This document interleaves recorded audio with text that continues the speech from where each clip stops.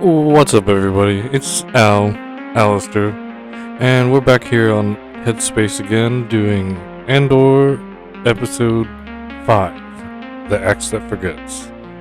And before Cassian or Clem gets to his mission, I want to state my mission here on Headspace and explain that here we just discuss the things that I like and new things coming out, but it's mostly films and shows, movies like that, so I could fully enjoy the show and appreciate everything about it, so I could go on to enjoying and appreciating another show.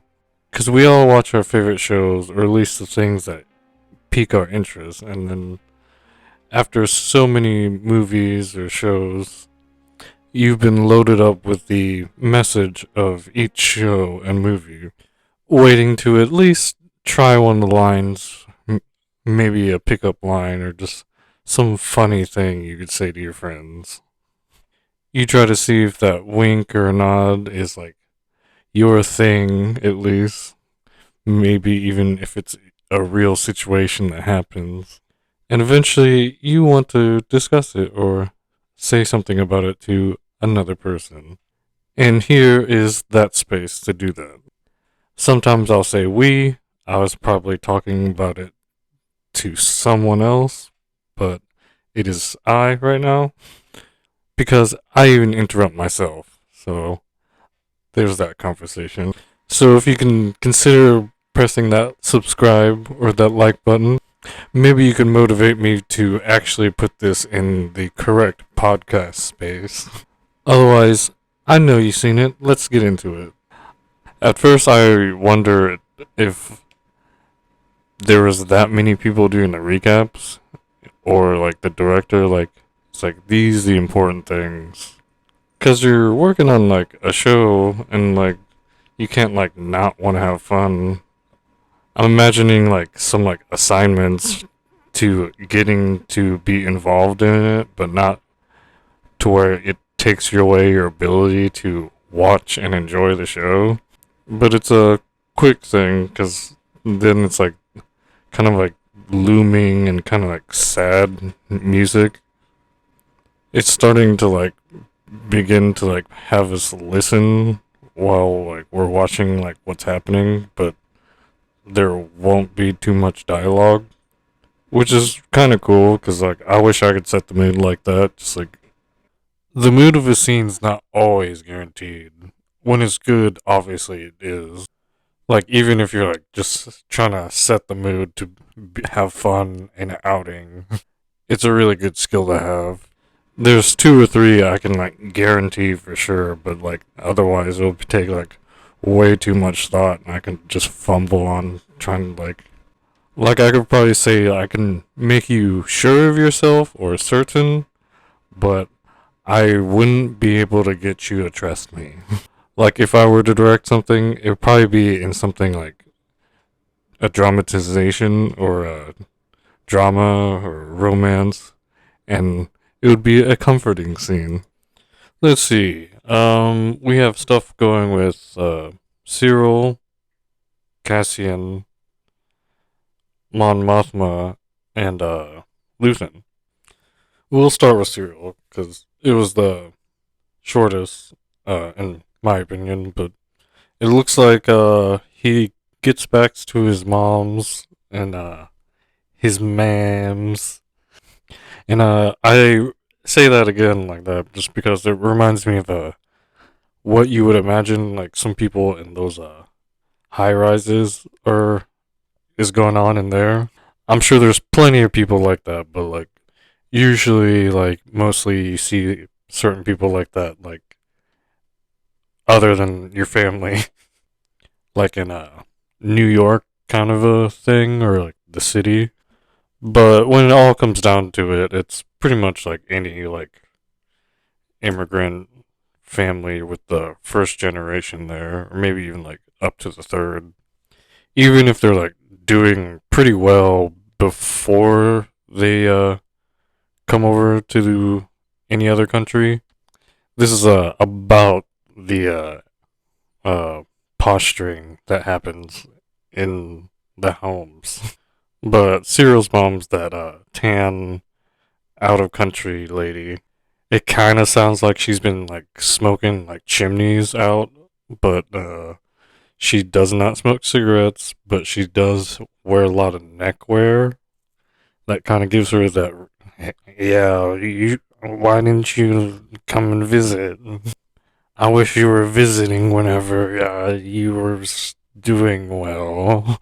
She does what most first generation people do and just like keep a stable base for them to build on because everyone else in the country there is like their families have at least been going for one previous generation before that. It's supposed to be like a place to lean on, but only if you or yourself aren't doing any lifting or being lifted. And then the second generation, or maybe just the second from the reach of the people there at the immigrant's house. And in this case, being the uncle of Cyril, provides the support system. But it kind of creates these certain situations where there's like a irrefutable role that you're supposed to be providing, but no one needs him, and it like pushes them up to like people like already in the country where they're not really being held down by any principle or a duty, but they need to find a place in the world. At least that lasts. That's when certain generations of immigrated families like get a little bit of tunnel vision, and they can't just like stop doing a goal in the middle somewhere when they full well can, but they don't think the opportunity is going to come back up, so they're like doing as much as they can, which is pretty good. But then there's like no cap to like where they're gonna stop like evolving their roles for any person. But knowing all that, like the mom and Cyril are just like talking at the table these few scenes that they have. And with what I said, Cyril's just like at the table, was just like, I was doing what I want because like I could do what I want. It's like, can't you tell like it's supposed to be something that's seen as good?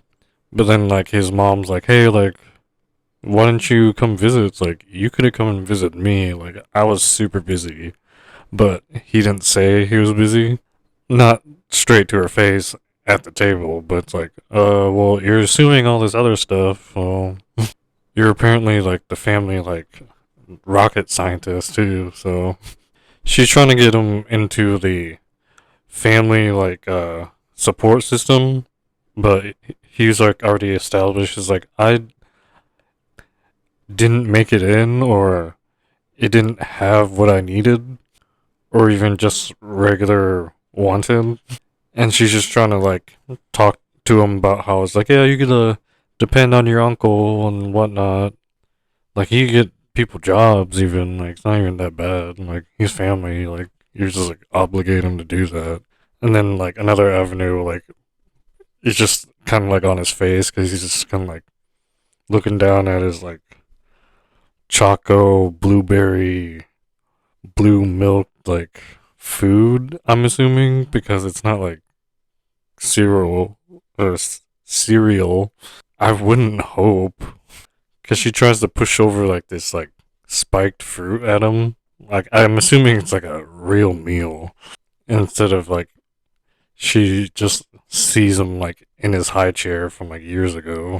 But he's like looking down, looking a little despondent, and like he like doesn't refuse, but he's like, "Oh, really? Like, what does he do? Like, is it gonna be that easy?"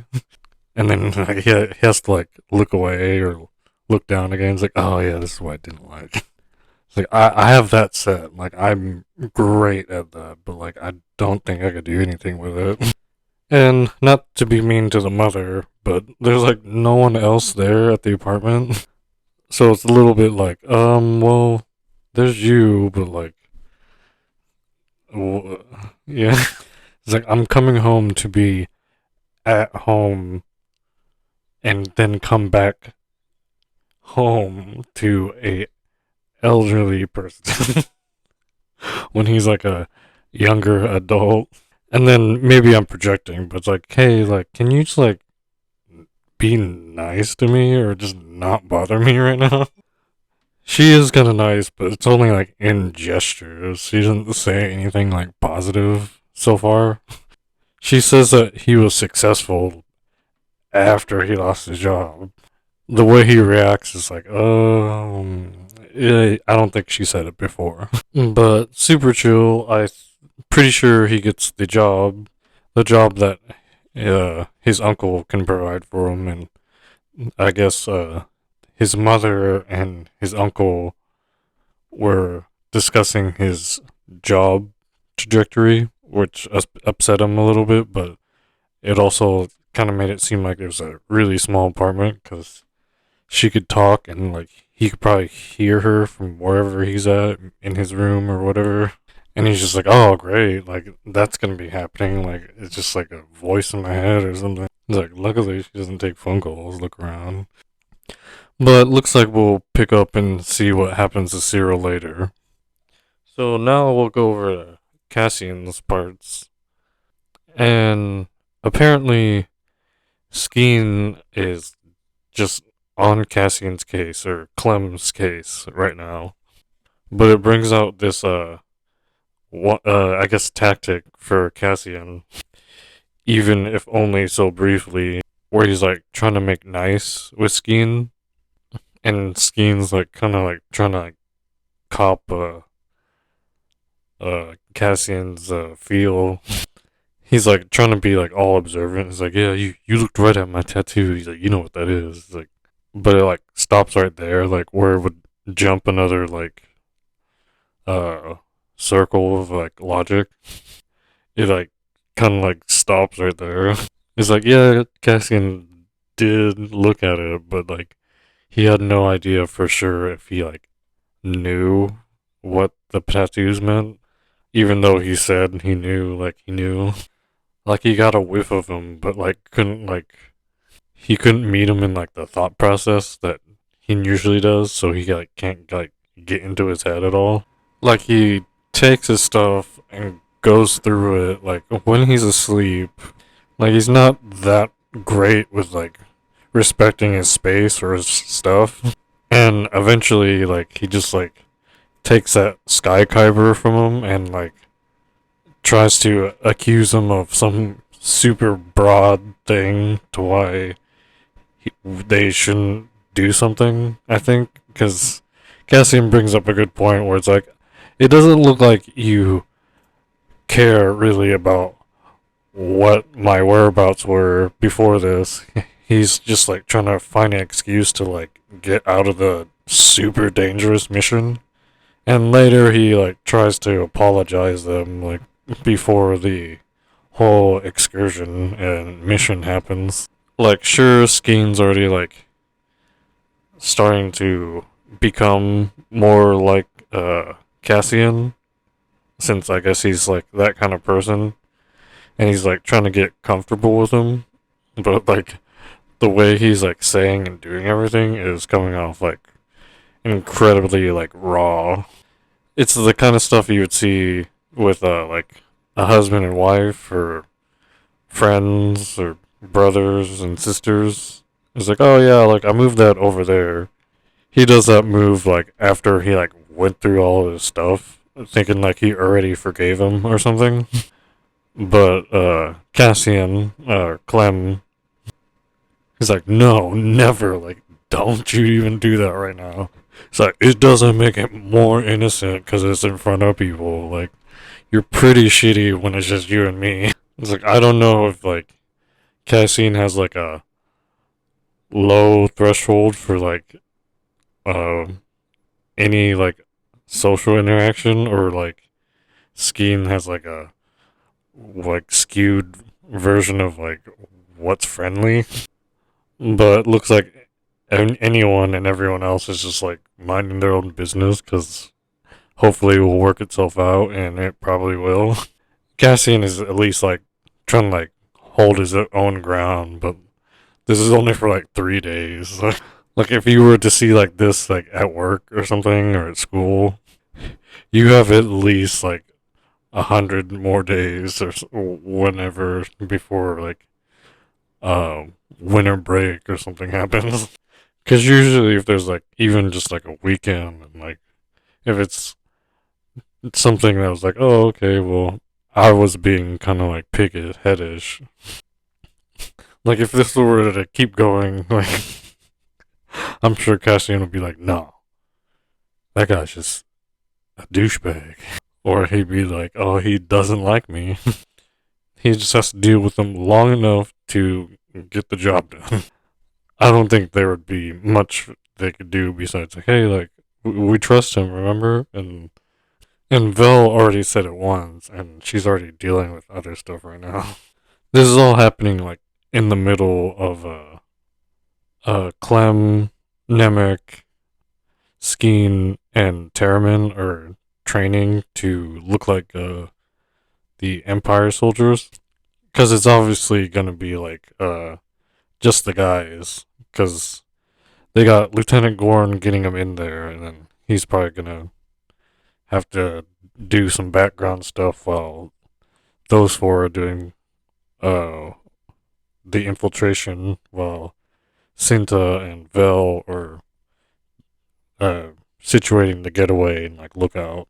The whole episode they prep and then go hike to the garrison or base that they're gonna steal the payroll from, and then the episode ends out. But usually, like, if this was a movie, these 3 episodes, the 4 through 6, they would have these like short moments, but for some people it would be like, oh, like that was a bit of a leap, but it was just kind of like, oh, we had to like glaze over it, or so we could like, you know, get to the part that everyone wants to see. But even if it's like a certain show, if you're thinking like, yeah, but yeah, that's just how movies go, and it's something a show would do. It's not like congested at all because it's all like, oh, okay, well, now I know like what made this person believable for some people when initially the person in the audience questioning like, oh, like that's not a real person. Like the type of person Cassian is, like they couldn't have like on screen or like multiple things or shows or movies about. Well, at least according to certain members of the audience from years ago. Now it's a little different because now you can like sample like a lot of different kinds of people like right away. So you, whenever someone's like presenting something about people entertainment, they can go further into it and it wouldn't be like weird. But I don't know if everyone's packing it away like that whenever they see someone like that, even though they could just be like fairly simple.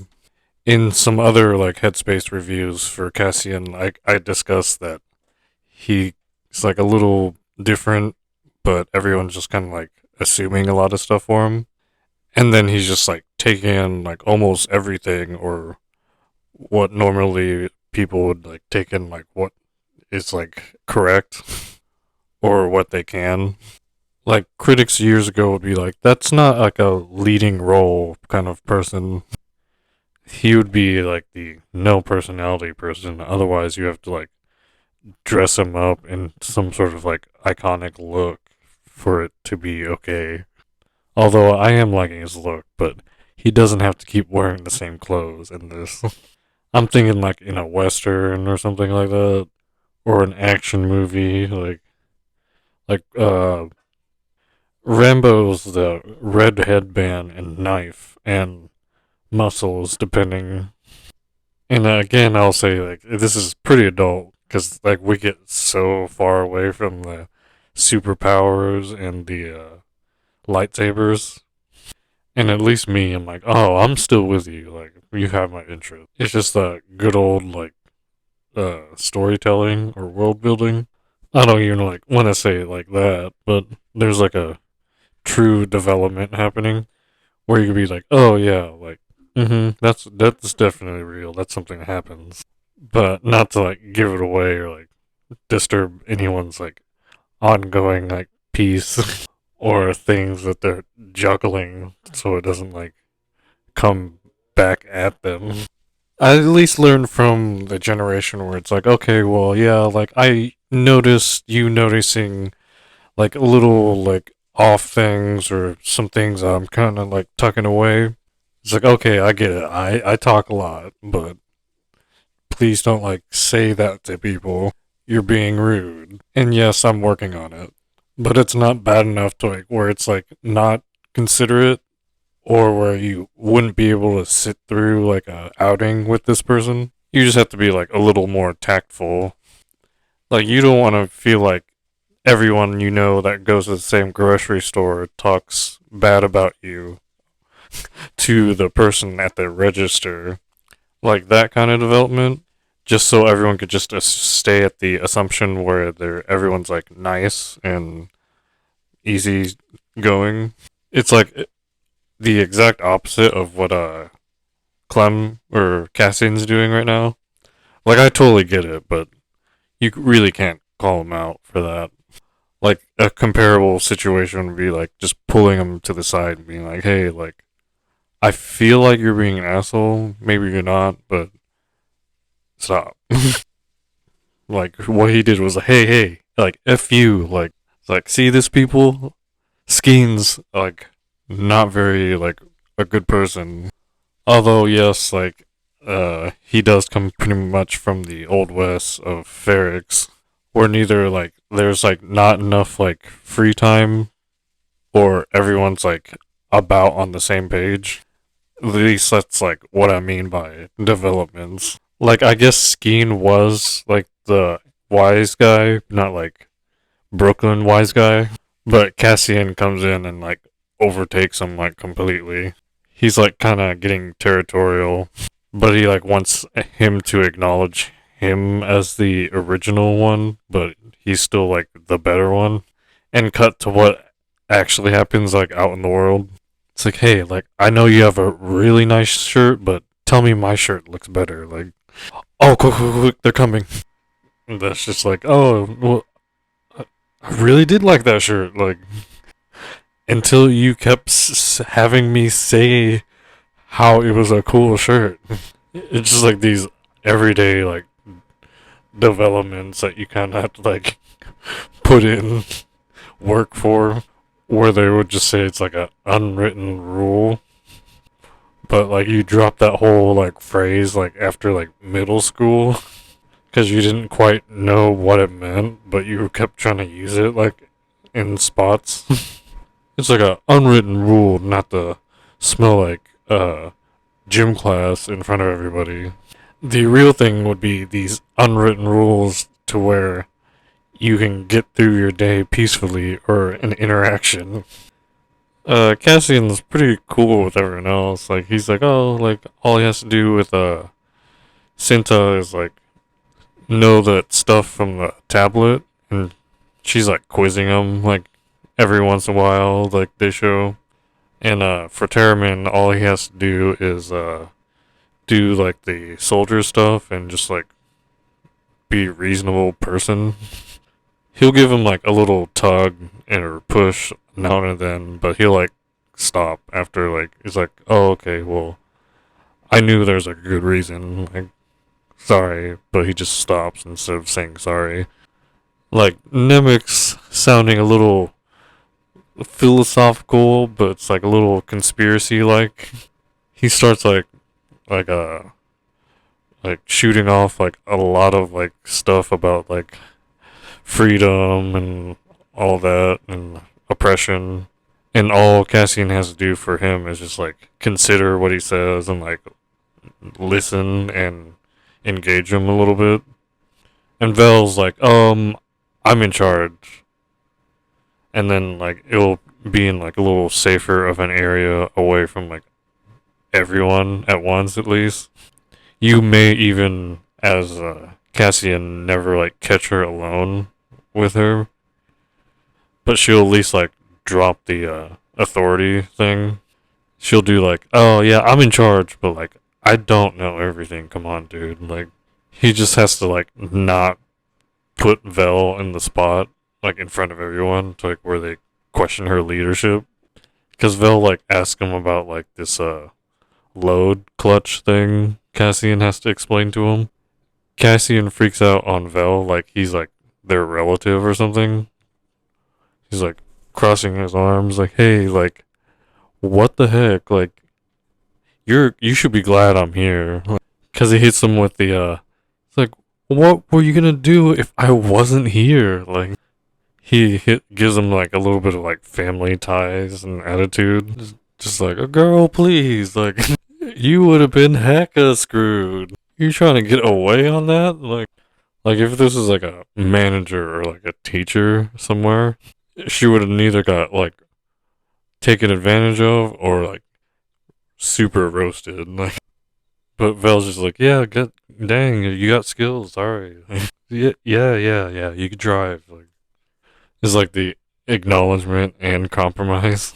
It's like all in like squished together. It was like in one moment. It's like you had no room, no need for another person.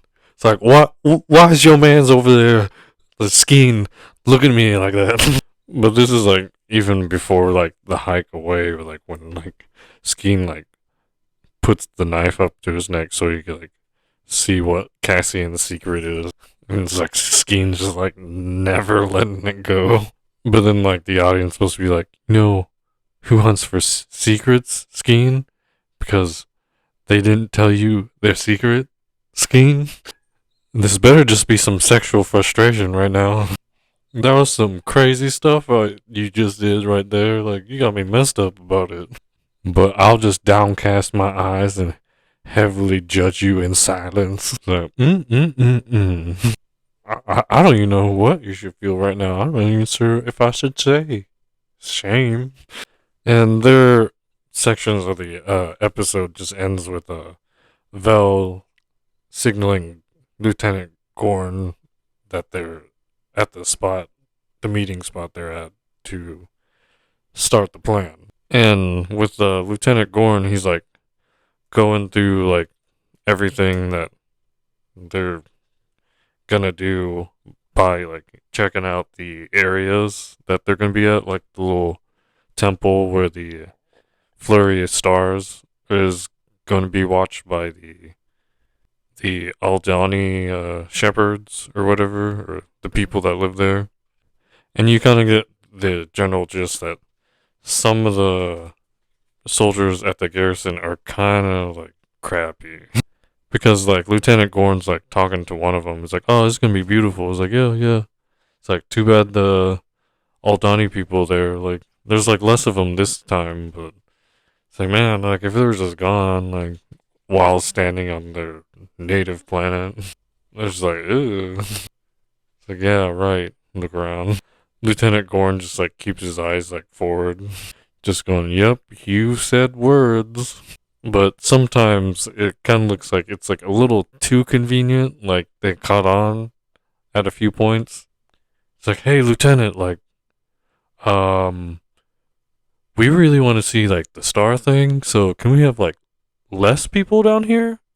I know there's all that gold over there, and like you wanted us to paint this thing, but why did I mention the gold? I don't know, but it would be a lot easier on us because like we didn't want to be here. Like, don't make us hate this place. And Lieutenant Gorn's like, I'll allow it. Being like super calm about the whole thing. And not through Lieutenant Gorn, but like, I think through Vel or one of like those guys on that team, like, tells us that Lieutenant Gorn like lost a lover, and he's like looking to gut punch the Holy Empire somehow. So he's well invested in this as like a long time aspiration. There's some pretty good moments, but if you were to show this to someone and they're like not out to where they're at a place where they have to be at every day or weekly, they'd say they wouldn't like it because wherever they're usually at, they could just like leave or do what they want without whoever interfering with whatever feelings. All these like moments are pretty important to like keeping things like sane and safe and reliable. For most of us, it's like, oh yeah, I want to see that one again. It's like, but like you don't want to say too much to someone you know to where they would give that away. Like it's even like if you have some family at home or like a roommate or something. All these dynamics are like valuable in some way. Hopefully, like not so validating because some people die in this. So there's like a small following of a phrase. If it happened once, it's gonna happen again. And if it exists, you should know how you react to it, but not put yourself in that situation on purpose. I think it's like a sociology thing. It's not just a criminal justice subject, but you'll want to know what your reaction is or what you are in any given action taken.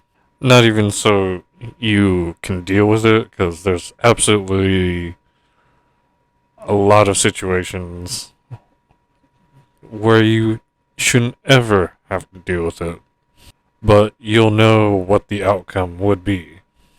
So, knowing who that person or you in a moment that changes your normal state, you can at least know what to keep and push away from you. I guess in this situation, what would be considered as a faux pas among things that you're promoting or like discouraging. Because even if you like keep it to yourself, someone's gonna notice and go against or with you. But for Mon Mothma right now, kind of looks like her daughter is like not agreeing with her stances or how she plans things, because she does like multi-layered things. Like, oh yeah, I'm gonna take my daughter to this thing, but then like I'm gonna look like such a great mom in front of these people, like, and she kind of gives her some like heat for it, and she even like goes so far to even like confront her about it, but still like prim and proper. But she's like, mm, man, like you're pretty smart. Yeah, I raised that. Yeah, yeah. It's like, but come on, girl. Like I was gonna take you. She was supposed to drop her off class or something. Like I guess there was probably gonna be a lot of people there that would see her planned appearance, I guess. And Mon Mothma's daughter is like kind of like over it because she's like trying to do like a political effect or something like that, instead of just like, oh, like I'm gonna get all this attention for physically looking like something. Her daughter's like so offended that she's like making him think stuff as well. Like the daughter's like, "You're trying to show off," and it's like, it, "Yeah, like come on." uh, I guess I gotta do this here too. I gotta be humble. Like, say, huh? Like what? Show off? Like I don't ever know what you mean. All the while, like the dad's like, "Yeah, yeah, that's our kid. That's our kid." I can't tell like which like skills and uh ideas she's using, but she's definitely like absorbed like somebody attitude, and she's like launching it at them like their own selves. I like Mon Mothma's part. She's just like trying to keep her image going. I guess this would be the people serials like trying to uh work towards being like, but this is like with so many certain things like going and already going on. This is with like so many things like being met and passed up and around to going back because like later like talking about a charity. I'm pretty sure it's that thing. So like they don't know where her money's going. The thing Luthen was discussing with her, and like with what the daughter was saying, like it's what she says it is, but also like there's some side effects or side benefits. Some of it being like purposely um considered into there before that she even did the charity, and some of it's like after the fact. But ultimately, she's kind of like still like a little aggravated about the dinner her husband's putting on. She's kind of like throwing a little bit of shade his way. It's like, why are you asking me like about that? Like, you even would want to know because you're friends. It's charitable. Like, you wouldn't even think it's something to talk about. But she's like at a different stage of society where she's like needing the image to match a feeling. She's like, all right, well, I got the sophisticated one, I guess you would say, with the Senate, at least the work ethic. But she's like doing her like upset stuff with the Luthen, and Luthen's like starting a rebellion. So it's like, yeah, I got the glamour and the guts. And then finally we go to Luthen. It's just a short thing. Like Luthen's like trying to check the radio because now of all times when he's by himself, he's like being a overprotective like parent or guardian. He's wanting to make sure like everyone's okay or making sure like nothing bad's going out before the edge of the plan for the payroll. When before like he would show anything else but it's like we're on our own, you're on your own, but there's all these people wanting the same thing. So if you keep at it, like things won't be so abysmal. He's worried that he might have misled Vel or Cassian, but his assistant comes in, tries to keep him like in line from his second thoughts about everything. But ultimately, Luthen's uncertainty finishes out the episode altogether.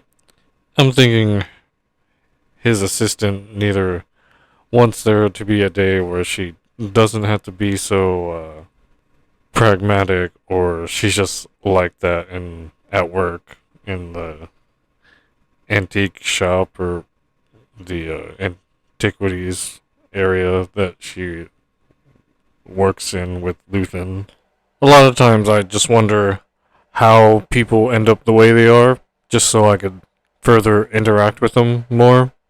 But most of the time it doesn't go that in depth, but also it's just fun to kind of like guess for me.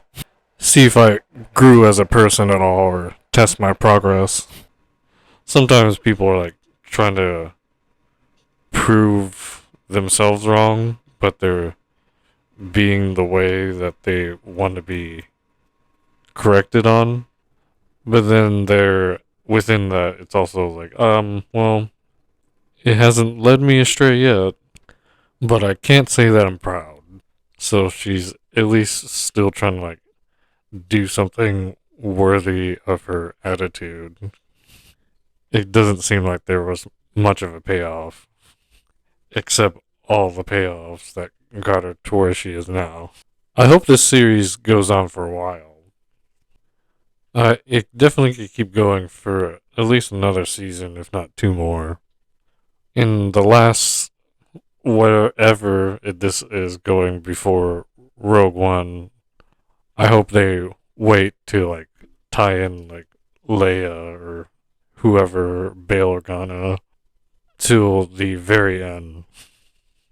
Just because like I know like there would be some commotion about like putting those characters in would make the story like kind of like a supporting story somehow. So far the open threads for the story are the when he's in the army thing, and I guess people he knows from that, whatever that is, that he was talking to Skeen about being a teenager and being in there for 3 years, and the whole thing that started this him looking for a sister. I know I didn't go like, oh no, like what about his sister? Or that one kid that's in charge that got hit by the blaster bolt. But hope you're liking it as much as I am. That'll be it for this Headspace review for Andor Episode 5, The Exit Forgets. And don't forget to hit that like and subscribe if you made it this far. And leave a comment if something's itching that you're wanting to share. And I'll talk to you next time.